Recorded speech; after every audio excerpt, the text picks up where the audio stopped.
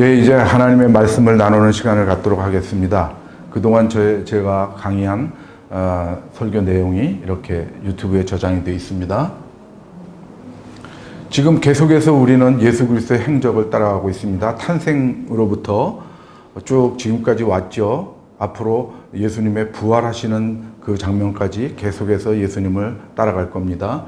그런데 지금 오늘 드릴 말씀은 공생의 제2년 후반부입니다. 거의 끝까지 왔습니다. 그래서 거라사에서의 사역과 또 거라사에서 가버나움으로 옮기신 다음에 거기에서 이루어진 사역의 어떤 단편들을 한번 우리가 상고해 보는 시간을 갖도록 하겠습니다. 이것은 성서, 신약 성서의 배경이 되는 지도고요. 여러분들 한번 그냥 눈으로 익혀두시고, 이것은 그 당시 예수님께서 사역하신 주 무대가 되겠죠. 그래서 지방 이름으로 하면 팔레스타인 지방이 될 거고, 유대 사람들의 삶의 터전이 되겠습니다. 이쪽이 갈릴리 지방이고, 이쪽이 사마리아, 이쪽이 유대, 베레아. 그래서 갈릴리와 베레아는 헤롯 안티파스가 다스리던 그런 곳이었습니다. 그래서 보면 갈릴리 바다가 이렇게 나오죠. 갈릴리 바다가 이런 식으로 생겼는데,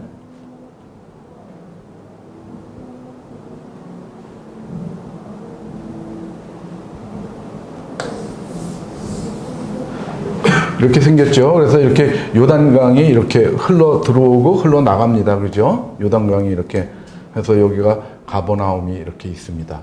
가버나움이 예수님의 선교 기지죠. 가버나움에서 사시면서 거기서 다른 곳으로 출발하시고 그 부근에서 많이 이제 그 설교를 하셨죠. 그래서 예수님께서 공생의 2년 초반부에 여기에서 산상 설교를 하셨죠. 산상 설교를 하시고 가버나움으로 마을로 내려오셔가지고 병든 사람들, 나병 환자, 백부장의 하인, 중풍병자, 그거 고쳐주시고, 또 나인성으로 가셔가지고 갈릴리 순회전도를 하시면서 나인성으로 하셔서 거기에 과부의 아들이 죽은 거를 살려주셔서 과부가 어떤 사회적인 불평등 이런 것으로부터 정상적 삶을 회복할 수 있도록 이렇게 해주시죠. 그 다음에 다시 오셔가지고 이렇게 순회전도를 쭉 하시는데 그냥 도중에 건 생략을 하고요. 직전 거만 얘기를 하면은 여기서 이제 예수님께서 이렇게 호수변에서 이렇게 배에서 이렇게 예수님께서 여기 앉아있는 군중들한테 비유로 말씀을 하시고, 그 다음에 그 비유로 말씀하시는 걸 다 마치신 다음에 이렇게 이동을 하십니다. 여기가 가다라 지방입니다. 그래서 이쪽으로 오시는 도중에 바람과 그 광풍을 만나가지고 배에 막 물이 들어오고 그런 사건을 지난 시간에 말씀을 드렸었죠. 거기에서도 우리가 많은 교훈을 얻을 수 있었습니다. 그런데 오늘 본문은 마가복음으로 할 텐데요. 마가복음과 누가복음에는 여기를 거라사인의 지방이라고 나오는데, 마태복음에는 가다라라고 나옵니다. 그래서 고대 거기에 이제 가끔 이 갈릴리 호수를 얘기를 할 때도 디베랴 호수라고 요한복음에서는 그러고요. 이 마태복음 같은 데서는 갈릴리 바다라고 얘기하고 막 이렇게 호칭들이 조금 다릅니다. 그래서 지방을 이렇게 마태복음에서는 가다라라고 그러고 마가복음에서는 거라사라고 그러는데, 제가 가다라라고 쓴 것은 여기 가다라라는 도시가 있고요. 여기를 가다라 지방이라고 보통 얘기를 합니다. 지리적으로는. 그래서 이 가다라라는 곳은 데가볼리라고 나오죠. 성경에는 데카폴리스라는 건 10개의 도시라는 뜻이죠. 그래서 헬라인들이 세운 10개의 도시가 이렇게 있는 이쪽을 데카폴리스 이렇게 얘기를 했었죠. 이렇게 베레아 지방은 이렇게 제외하고 이 정도의 이제 영역이 데카폴리스였습니다. 그러므로 예수님께서 이쪽 가다라에 가서 이제 사역을 하시는 것은 지금까지는 예루살렘과 여기 예루살렘이 있습니다. 예루살렘과 이 갈릴리 지역을 중심으로 예수님께서 전도 여행을 하셨는데 여기서 복음을 설파하셨는데 최초로 이방 지역으로 가는 것입니다. 여기는 다 헬라 문화권입니다. 그리스 문화권이라는 것이죠. 그래서 유대 문화권에서 그리스 문화권으로 이제까지 진출을 하시면서 점점 예수님의 그 전도 영역을 넓혀가고 있는 것이죠.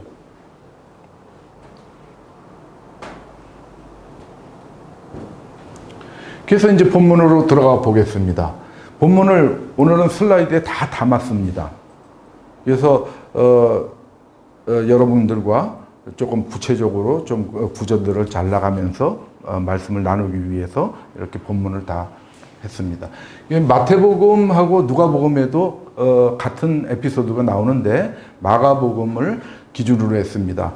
예수님의 행적을 따라갈 때 요 몇 주 동안은 마가복음이 가장 그 합리적인 어떤 순서를 갖고 있기 때문에 그렇습니다. 그래서 연결이 아주 매끄럽게 되기 때문에 마가복음을 계속 선택하고 있습니다. 그래서 마가복음 5장 1절부터 보겠습니다. 5장 1절부터 20절까지인 것이죠. 본문이. 예수께서 바다 건너편 거라사인의 지방에 이르러 방금 말씀드렸죠. 거라사 지방의 의미를 이방 지역이죠. 거기서 이제 배에서 나오시며 더러운 귀신 들린 사람이 무덤 사이에서 나와 예수를 만나니라. 이렇게 됩니다. 예수를 만나니라. 여기 제가 오늘은 불가피하게 영어를 몇 단어로 쓰겠습니다. 아주 쉬운 거죠. meet, 만나다죠. 이것은 뭐냐면 우연한 만남입니다. 우연히 만난 것입니다. 그래서 우연이든 우리가 찾던 예수 그리스도를 만나야 됩니다. 예수 그리스도를 만남으로 인해서 예수 그리스도를 만나야 하나님의 나라가 임재하는 것을 우리가 경험하는 겁니다. 왜 그렇습니까? 하나님 나라의 주인이 예수 그리스도이기 때문에 그렇습니다. 그래서 하나님 나라의 임재를 보는 것이고, 그 다음에 하나님 나라는 어떻습니까? 거기는 평등하고 어떤 불평등하고 불공정한 그런 게 있지 않습니다. 하나님 나라는 뭡니까? 성령 안에 있는 의, 공정성입니다. 공정함과 평강과 희락이 있는 곳입니다.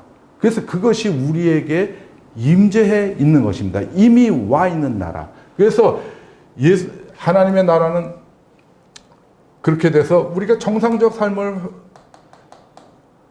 정상적인 삶을 회복해야 되는 것이죠. 그것을 예수님께서 회복시켜 주십니다. 그리고 우리를 일상으로 돌려보냅니다. 그리고 우리는 일상 속에서 천국 운동을 확산시킵니다. 하나님 나라를 확산시켜가는 것입니다. 그런데 그 제 출발이 무엇입니까? 만남입니다. 예수님과의 만남.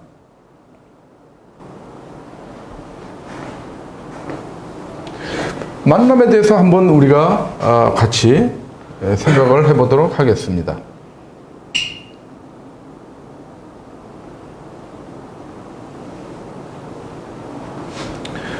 첫 번째, 여기서 이 본문에서 만난 것은 우연한 만남이죠. 미트입니다. 우연히 만났습니다. 그런데 요한복음에서는 예수님을 만나다라고 나오는데 어디입니까? 요한복음 1장에 41절, 43절, 45절 이런 데를 보면은 계속 만나다라는 용어가 나옵니다. 그것은 제자들이죠. 제자들이 예수님을 만나고 또 예수님이 빌립을 만나고 그런 이제 말씀들이 있죠. 그래서 보면은 거기서는 무슨 단어를 쓰고 있냐면 find라는 단어를 쓰고 있습니다. 이것은 find는 뭐냐면 그냥 개역개정 한글 성경에는 다 만나다라고 이렇게 돼 있는데 영어에서는 find, 헬라어로 엄연히 다른 단어들을 쓰고 있죠. 이것은 find는 우연이 아니죠. 어떤 목적성을 갖고 있습니다. 목적성을 갖고 찾는 겁니다. 찾는 거고 또 찾아지는 것입니다. 그래서 이것이 목적이 달성되는 단계의 만남입니다. 그래서 보면은 이것을 잠깐 한번 보실까요? 요한복음에 어떤 거냐면 예수님이 이렇게 있는데 두 제자가 예수님을 따르죠. 두 제자는 누굽니까? 요한과 안드레죠. 요한과 안드레, 최초의 예수님의 제자가 되는 사람들이죠. 세례 요한의 제자였다가 세례 요한이 저분이 구세주다라고 하나님의 어린 양이다 하고 얘기를 하니까 따르죠. 예수님을 따라갑니다. 그래서 이거 영어로는 follow입니다. 따름입니다. 따름. 즉 동행하다라는 얘기하고 같습니다. 헬라어에서는 동행으로 쓰고 있습니다. 아콜루도요. 예수님과 함께 같은 길에 있다. 그렇게 합니다. 그래가지고 예수님하고 몇 시간을 보내죠. 예수님 계신 곳이 어딥니까? 그러니까 와서 봐라. 그러니까 가가지고 거기서 함께 계속 있죠. 그럼 거기서 뭐 했겠습니까? 라면 끓여 먹었겠습니까? 거기서 예수님께서 말씀을 하셨겠죠. 예수님에 대해서 이 요한과 안드레에게. 그러니까 안드레가 뭐라고 그럽니까? 베드로한테 가서 자기 형 베드로한테 가가지고 뭐라 그럽니까? 우리가 메시아를 만났다. 그렇게 얘기를 합니다. 우리가 메시아를 만났다. 거기에서 쓰는 단어가 find입니다. 우리가 메시아를 찾았다. 그가 메시아인 줄을 알게 되었다라는 겁니다. 우리가 교회에서도 그렇지 않습니까? 우리가 지금 쓰는 내가 예수님을 만났습니다 하는 것은 내가 예수님을 이렇게 대면해서 만난 게 아니죠. 미팅하는 게 아니죠. 예수님하고 내가 예수님을 알게 되었다라는 겁니다. 그런데 그것을 다 그냥 만났다라고 쓰기 때문에 우리가 조금 혼동을 할 수가 있습니다. 그러면 이 안드레가 그럽니다. 베드로한테 우리 둘이죠. 우리가 메시아를 만났다. 우리가 알게 되었다. 그래서 베드로도 예수님을 따르게 됐습니다. 그렇게 가는데 뭐냐면 예수님께서 빌립을 만났다. 43절이죠. 요한복음 1장 43절에 그렇게 나옵니다. 여기서도 만났다라고 그러는데 여기서도 find입니다. 빌립을 예수님께서 찾은 겁니다. 왜? 목적성을 가지고 만난 겁니다. 그래서 빌립이 뭐라고 그러냐면 나다나엘한테 가가지고 뭐라고 얘기합니까? 내가 예수님을 만났다. 이렇게 얘기를 합니다. 계속 find입니다. 그죠? 이거는 과거형이니까요. 그런데 예수님께서 빌립을 찾은 목적은 뭡니까? 나를 따르랍니다. 예수님을 알게 된 자들은 예수님을 따라가야 되는 겁니다.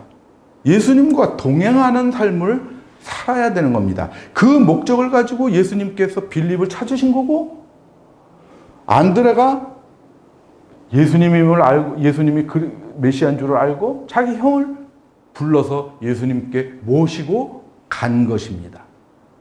그런데 보면은 우리가 우연히 만나는 경우가 굉장히 많죠. 우리가 예수님을 우연히 만나는 경우는 뭡니까? 무슨 모태신앙?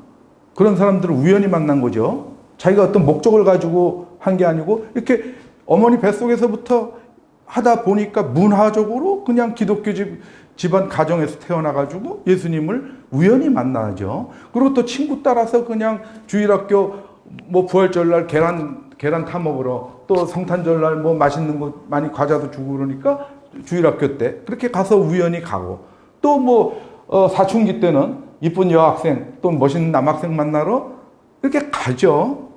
그러니까 전혀 다른 목적, 예수님을 만나려는 목적 아닌 우연한 그런 그래도 그 사람들이 예수님을 만나게 됩니다. 그래서 우연한 만남에서 이렇게 목적성 있는 만남, 그리고 깨닫게 되는 쪽으로 진행됩니다. 그래서 우리가 전도의 목적이 바로 그것입니다. 우리가 전도를 할 때 그 사람이 우리의 말을 듣고 예수를 믿고 그러질 않습니다. 그래서 우리는 전도할 때 너무 무리한 그런 고담준론을 펼칠 필요가 없죠. 그래서 조금 가볍게 대화를 해서 일단 그들을 교회에 데리고 오는 것이 중요합니다. 그래서 우연한 만남을 갖게 하는 겁니다. 그럼 그들이 차차 알게 됩니다. 이 사람들은 뭡니까? 이 두 제자, 요한, 안드레, 베드로, 빌립, 나다나엘 이런 사람들은 세례 요한의 제자죠. 그래서 이 사람들은 그 메시아를 갈급한 심령으로 기다리는 사람들이었습니다. 이 사람들은 세례 요한이 메시아인 줄 알고 갔다가 그에게 다 들었겠죠. 아, 나는 메시아가 아니다. 그래서 성경에 그렇게 얘기를 하고 있지 않습니까? 그런데 이분을, 예수 그리스도를 만난 거죠. 그래서 이들은 목적 달성한 겁니다. 그렇게 처음부터 어떤 목적성을 가지고 예수님을 만나는 경우가 있습니다. 저 같은 경우는 이렇게 진행되어 온 사람입니다. 저는 모태신앙이었습니다. 그러나 도중에 많이 타락했었습니다. 사회생활하고 뭐하고 하면서 많이 예수님을 떠났고, 그러다가 다시 제가 말씀 전하는 일에 들어섰습니다. 그래가지고 말씀을 연구하다 보니까 예수님을 발견한 겁니다. 예수님을 알게 됐습니다. 파인드 한 거죠. 그게 그렇게 오래전의 얘기가 아닙니다. 예수님을 발견하고 나서 제 인생이 얼마나 행복해졌는지 모릅니다. 완전히 바뀌었습니다. 이들의 삶도 예수님을 발견하고 알게 되고 파인드하게 돼서 이 사람들의 인생이 송두리째 바뀝니다. 그래서 우리는 이렇게 우연한 만남을 가질 수 있도록 우리가 많은 믿지 않는 사람들을 좀 모시고 와서 그들이 차차 알게 되고, 그 다음에 어떻게 됩니까? 그 다음에 예수님을 만나기 위해서 나병 환자, 예수님께서 산에서 내려오셨을 때 가버나움 동네에 오는 동안에 나병 환자와 또 백부장, 자기 하인이 중풍병이 걸려 있으니까 어떻게 합니까? 나오다. 예수께 나오다. 예수께로. 이거는 영어로 하면 어프로치입니다. 가까이 가다죠. 접근하는 겁니다. 이것은 뭡니까? 노력입니다. 우리의 부단한 노력이 필요합니다. 지금 우리는 이 시대, 성서시대에 살던 사람처럼 실존적인 예수님, 육신을 입고 내려오신 예수님을 우리는 만날 수 없죠. 그래서 우리는 예수님께서 가르치신 거를 따라가면서 예수님의 가르침을 따르는 겁니다. 우리는. 그것이 예수님과 동행하는 것입니다. 예수님의 은혜를 우리가 입었으므로 예수님의 가르침대로 우리가 사랑을 베풀면서 가는 삶, 그것이 예수님을 따라가는 것이고 예수님과 동행하는 것입니다. 그래서 이 노력은 항상 필요합니다. 우리가 은혜를 얻기 위해서도 노력해야 됩니다. 그래서 대표적인 문장이 히브리서 뭡니까? 4장 16절이죠. 거기에 뭡니까? 우리가 긍휼하심을 받고 때에 따라 돕는 은혜를 얻기 위하여 은혜의 보좌 앞에 담대히 나아갈지니라. 헬라어로는 프로셀코마이, 어프로치입니다. 영어로 하면. 우리가 은혜를 받기 위해서 은혜의 보좌 앞으로 우리가 나가야 되는 겁니다. 능동적인 것을 요구하고 있습니다. 계속해서 나아가야 되는 것입니다. 그래서 우리가 예수님을 만났다라는 것에서도 우리가 그런 것을 발견할 수 있습니다. 계속해서 이렇게 노력해 가야 됩니다. 그러면은 우리가 예수님을 알게 됩니다. 예수님을 아는 것이 굉장히 중요한 것이죠. 그래서 보면은 뭡니까? 예수님은 어떻게 알게 됩니까?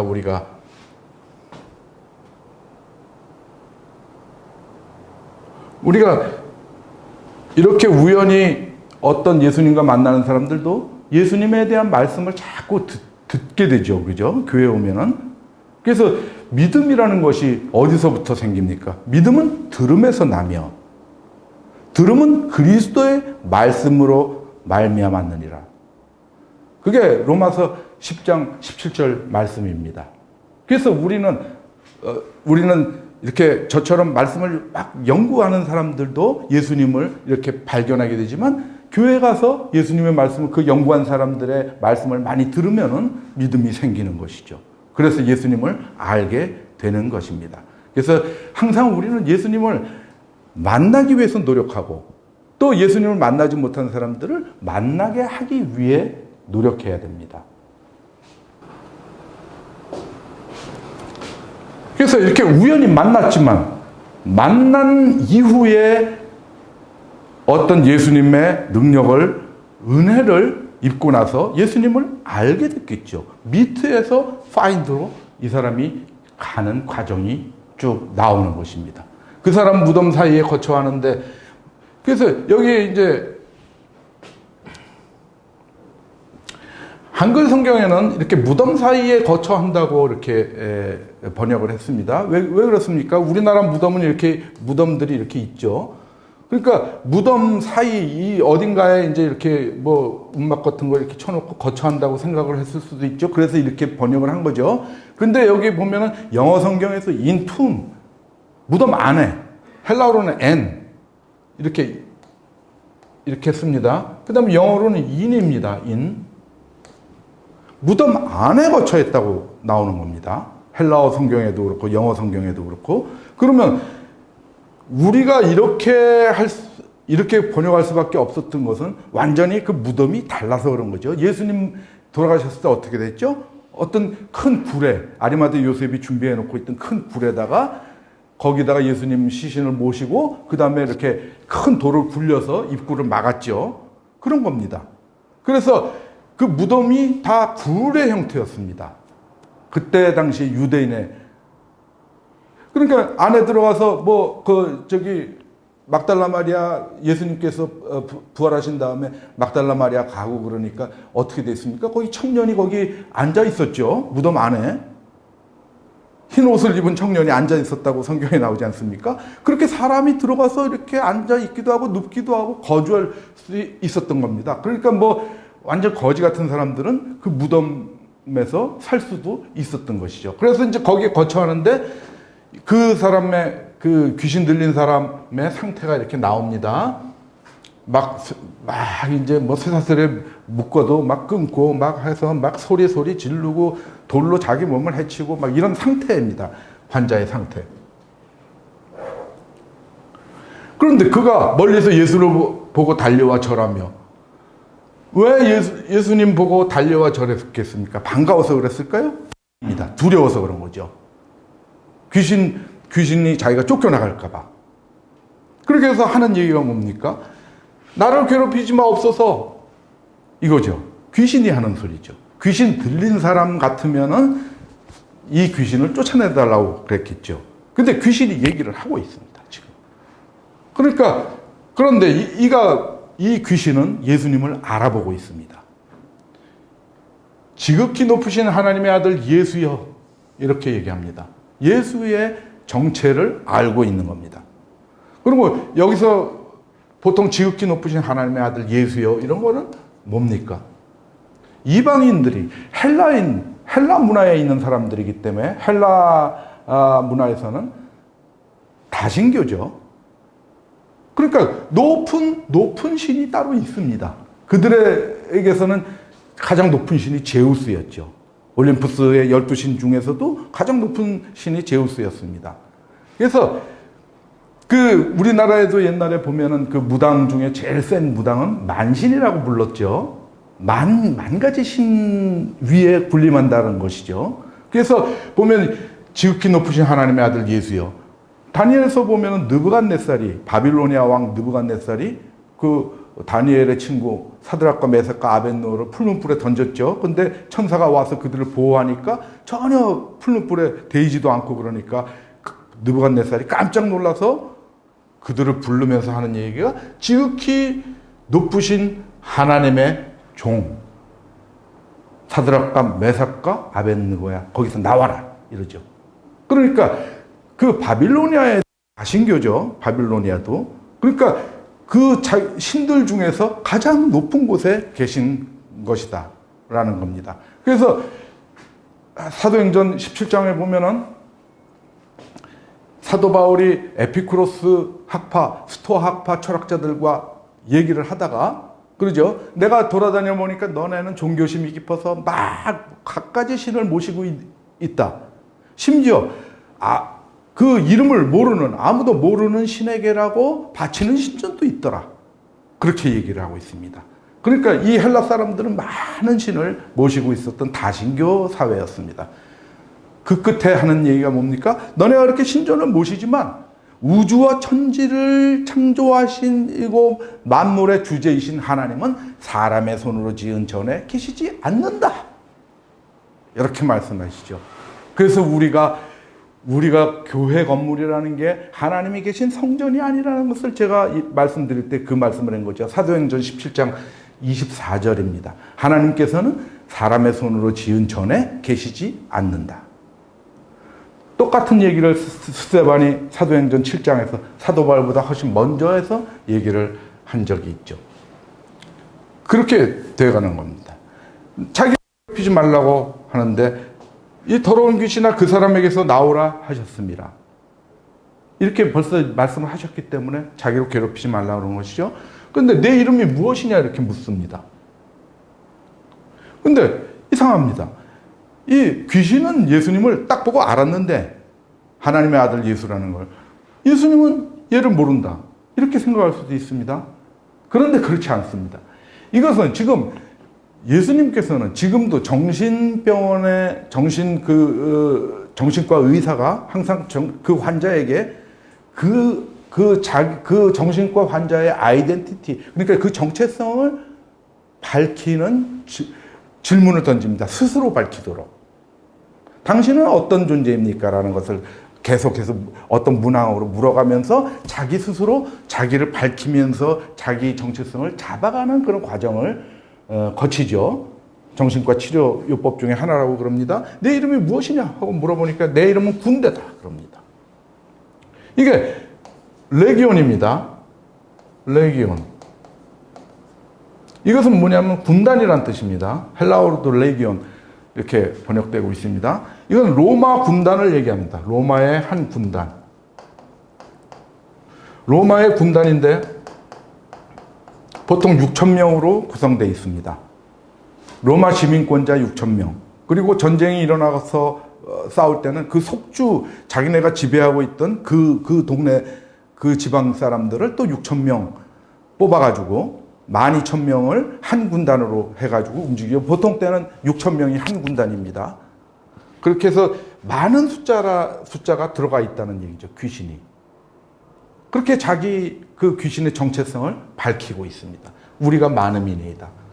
많은 귀신이 6,000명이나 되는 그런 귀신이 사람 몸에 들어가 있으니 얼마나 힘도 세고 쇠사슬로 묶어봐야 다 끊어버리고 막 자기 몸을 돌로 찢고 막 그리고 막 돌아다니고 고래고래 소리 지르고 그랬던 거죠. 힘이 막강한 겁니다. 그러면서 얘가 그 지방에서 자기를 쫓아내지 말라고 이렇게 간구합니다. 그래 봤죠.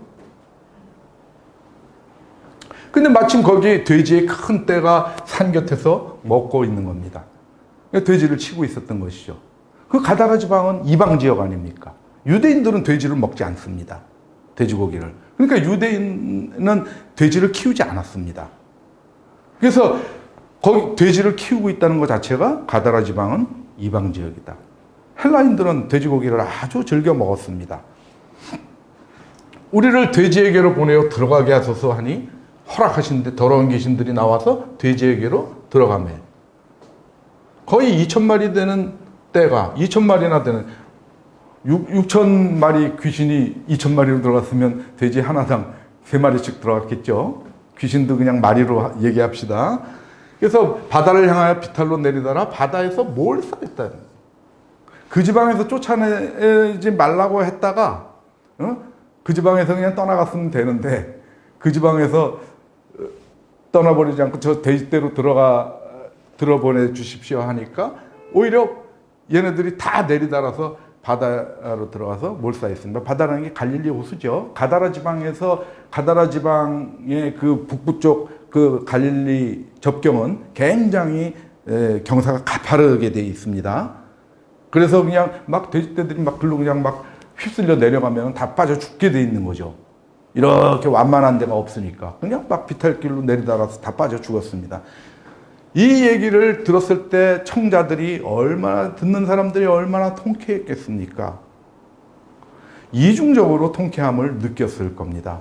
그 귀신들이 6,000마리나 되는 귀신들이 돼지떼 속으로 들어가서 그 갈릴리 호숫가에 다 빠져 죽는 거. 왜냐하면은 이 전에도 잠깐 말씀드렸지만 이 복음서들을 이렇게 양피지 같은 데서 썼습니다. 그런데 지금 책처럼 막 이렇게 대량으로 인쇄될 수가 없는 것이죠. 아주 양피지 자체가 종이로 쓸 수 있는 양피지가 아주 비싼 거죠. 거기다가 아주 정성스럽게 사람이 다 일일이 썼기 때문에 뭐 각 사람이 지금 우리가 성경 보듯이 그렇게 볼 수 있는 그런 환경이 아니었죠. 그러니까 이것을 얻은 사람은 회당을 돌아다니면서 사람들을 모아놓고 낭송을 했습니다.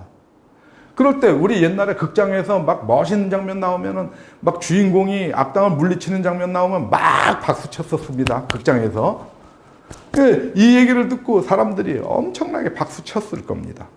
그렇게 이런 효과도 누리는 겁니다. 왜 그러냐면은 이 레기온 6천 군대라는 것은 뭐냐면은 로마 군단을 상징한다고 그랬죠. 그래서 그 군대가 내 몸 안에 들어와 있다는 건, 많은 군단이 들어와 있다는 건 로마의 이 민중들이 지금 누구로부터 압제받고 있었습니까? 로마로부터 압제당하고 있는 것이죠. 그것을 비유로 해서 그 귀신의 막강한 힘에 의한 압제를 비유하고 있는 것입니다. 그래서 그것을 귀신을 쫓아낸과 동시에 어떤 카타르시스를 느끼느냐. 로마가 쫓겨나는 그런 것 같은 느낌도 같이 느꼈을 겁니다. 그래서 통쾌했겠죠. 마침 그 지역을 관할하고 있던 로마 제10군단은 그 깃발에 그 심볼이 뭐였냐면 멧돼지였습니다. 그러니까 그 효과도 아주 절묘하게 잘 일치하고 있는 것이죠. 마가가 그런 것들을 다 고려를 했을 겁니다. 그런 식의 어떤 드라마틱한 그런 장면들을 연출하고 있습니다. 그래서 치던 자들이 도망하여 가서 읍내와 여러 마을에 말하니 사람이 어떻게 되었는지를 보러 와서 예수께 이르러 그 귀신 들렸던 자, 곧 군대 귀신 집혔던 자가 옷을 입고 정신이 온전하여 앉은 것을 보고 두려워하더라. 어마어마한 군대 귀신 집혔던 자가 옷을 입고 정신이 온전하여, 이것이 뭡니까?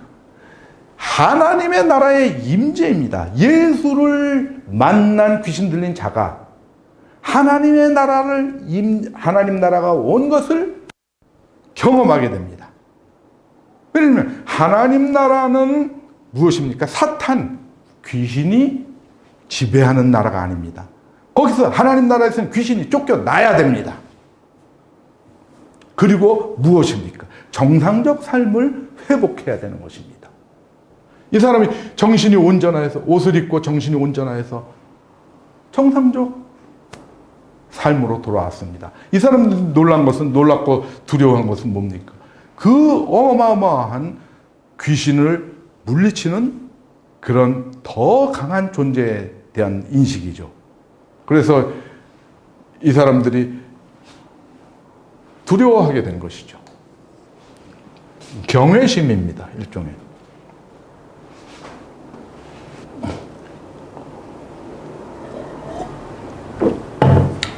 그 다음에 마지막 단락을 보겠습니다.